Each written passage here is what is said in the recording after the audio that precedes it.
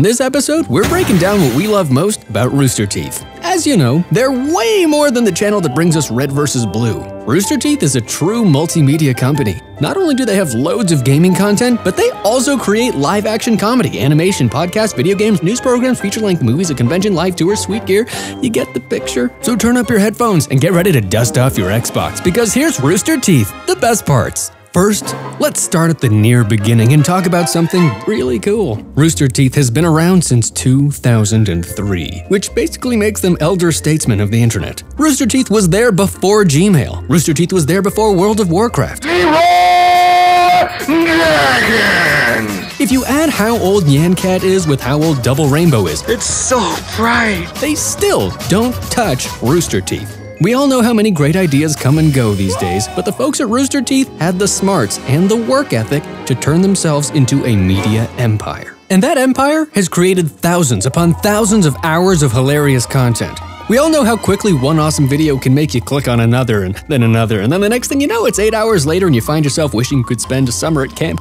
So whether you've got a few minutes to kill before dinner, or you find yourself laid up in a full body cast, Rooster Teeth will be there for you. And if you're a fan who's been there since the beginning, that means you've gotten to watch Rooster Teeth thrive as a company. And that feeling is so cool. A lot of us got to grow up with these videos, and it's such a blast to go back and watch those old videos and reminisce. What are they doing?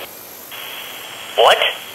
I said, what are they doing now? In fact, Red vs. Blue is the longest-running web series of all time, and you don't even have to be a Halo superfan to love it. Not only does it have that distinction and a few awards, but it also helped to popularize machinima, an ambitious and innovative animation method that uses video game graphics engines to create movies. It's cool and it's fun, but it's also art. I mean, Red vs. Blue has received comparisons to Samuel freaking Beckett. What's not to love? And unlike a lot of companies that focus on one or two wacky personalities, I probably should be working on getting you down right now. Rooster Teeth has a deep bench of incredibly talented folks that are household names. At least they are in my house. Josh, Chris, Barbara, Michael, Gus, Gavin, and Bernie. Pretty much any viewer can find someone at Rooster Teeth to relate to. Did you know that Gavin and Barbara were community members before working with Rooster Teeth?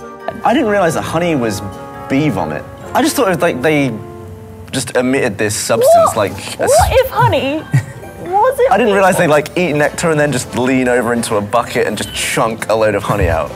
And honestly, one of the best parts of the Rooster Teeth crew is how laid back they are. Now they say and do what we're all really thinking inside. They have no fear. And that badass, no-fear attitude permeates their entire brand. They aren't afraid to branch out into interesting series concepts. Though they still focus mostly on gaming shows, their anime, Ruby, has been around since 2013. Not only does it feature awesome characters and stories, truly high-quality entertainment that fans have come to expect, but it's got a kick-ass soundtrack too.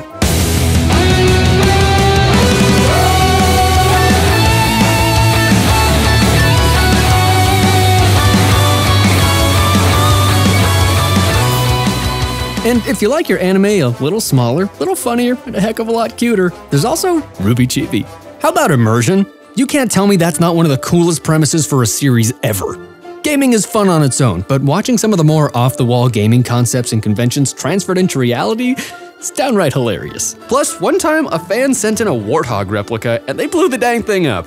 Another great series is $1 Million But. It's like the best game of Would You Rather you've ever played with your friends, only with funnier ideas and much higher production values. And it went from an inside joke to a show to a record-breaking Kickstarter, and now it's a card game. One of our favorite Rooster Teeth series is Day 5. Something's wrong here. It's totally different from almost everything they've done before. Who would have guessed that when we first started watching Red vs. Blue all those years ago, that the same company would grow to include a live-action apocalyptic drama series? That said, it's got some levity too. So much for becoming sharks, right? And did you see Laser Team, Rooster Teeth's first feature film?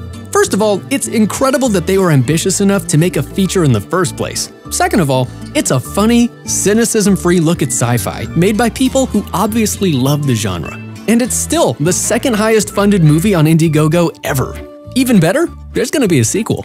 We've barely scratched the surface of what this company has to offer, but here's the deal. Rooster Teeth is one of the few media businesses out there that doesn't take its audience for granted. They've gone on record time and time again with the fact that gaming is more than a subculture. And that basic attitude, treating its fans with respect, means they've been able to grow, bringing in new fans of all ages. They don't pander. But they don't trash for the sake of trashing either. They make what they want, and they make it all look fun, and that's the best. What are your favorite Rooster Teeth shows? Who are your favorite personalities? Let us know in the comments, and subscribe to our channel. We'll be right back here next week to talk about all of the best parts of our favorite stuff. Thanks for watching.